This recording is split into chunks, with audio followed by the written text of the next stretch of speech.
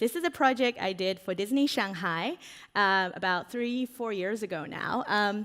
This is how it looks like now. They opened 2 years ago in Shanghai, China, and the castle is one of the world's biggest castle in the Disney resort. When they came to me, the floor plan actually looked like this. This is back in 2014, 15, and they came to me and they said, look, we're about to be open in about 1.5 years, and the biggest challenge for us is not the infrastructure, the hardware, is to find people. Because any organization, at the end of the day, you can have the most amazing architecture. You really need to have the human resources, the talent, to build it together and to operate them together. So we need to find about 10,000 talents across around the world, and mostly locally, actually, in China. So how do we do this? We already have an idea of the campaign.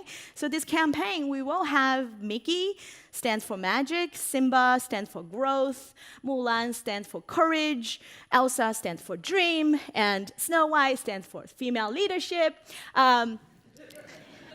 And so for teamwork, so we want them all together in a family, and because these are very key personalities of Disney, but we also need to figure out a way to make it look coherent, because at the moment they're kind of scattered, even though they're very Disney, but how do you make it distinctly Chinese? And also, how do you make it look more cohesive, that is coming from the same family? Because if you look at it, it's not even like different genders, it's like different species.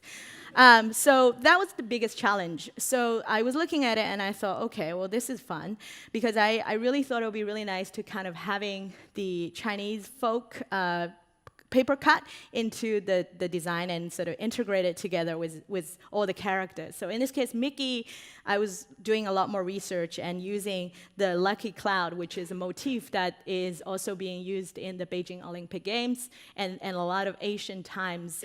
These are kind of folky patterns, and integrated with the kind of more traditional shoes that little babies wear. And these traditions are not necessarily being carried out, because these are more sort of folky and old-time traditions. But if we don't keep reminding the younger generation of this, people are going to forget about it. So I thought it would be really nice to get them into the actual design. And Disney was actually quite happy with it. So this was the integration of the pattern and also the tradition tiger, which is protective, into the Mickey. Secondly, Simba, that's another really tough call, because when they came to me, they said, we wanted to have the big Simba. This is the first draft. I showed them. They're like, it looks kind of pensive. You need to make it more active. And also, can you integrate the little Simba together with the adult Simba? Because we wanted to have this notion of growth. But I'm like, if you put them together, the adult Simba become Mufasa. But they're like, we trust that you will figure out a way. And I went back and I watched the animation for like 3 times, and I did figure out a way, which is use it as part of the tattoo. If you watch like the Lion King, you probably would know what I'm talking about, as a tattoo onto the body. And I showed this to them. They're like, it's good, but the colors, maybe it would be nicer to have more layers of colors, but also the hair is kind of messy. Get another hairdresser. Integrate with multiple colors and more totems from Africa. So I kind of did a nicer hairdo, better hair, and also integrated the African totems in the background. Mulan, in this case, was also quite fun. Because the first draft, I sent it to them, they said, it's good. But again, we want this heroic pose. We want her to be this nice female energy and male energy combination. Like, we don't want just too soft. We want this kind of strong, but also still feminine touch. Like, it needed to have this balance with it, and maybe changing the pose. So I changed the pose, which all of a sudden the energy level changed. And they said, it's great. Perhaps you can also integrate some visuals into the clothing and also into the cloth of the horse. And I suddenly realized that the name Mulan actually means magnolia flower If you happen to know Chinese, you might know. And if you watch the animation, you would see the magnolia flower is a reoccurring theme in animation because that's what her name means in Chinese. So I integrated the magnolia flower into the horse and also into the cloth and into the background. So that's Mulan. Elsa, in this case, is not Chinese at all. And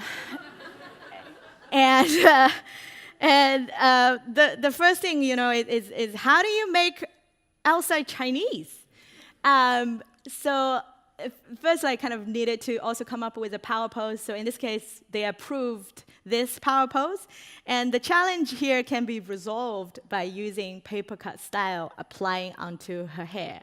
Because all of a sudden, it still remains that authentic look, but it adds the Chinese element by applying that visual style into her hair. And then also adding more sort of northern or Scandinavian paper cut in the background of the snowflakes and also the magical sprinkles around. Snow White, that's also really challenging because they said, we don't just want the CEO, we want the whole group, we want the whole team.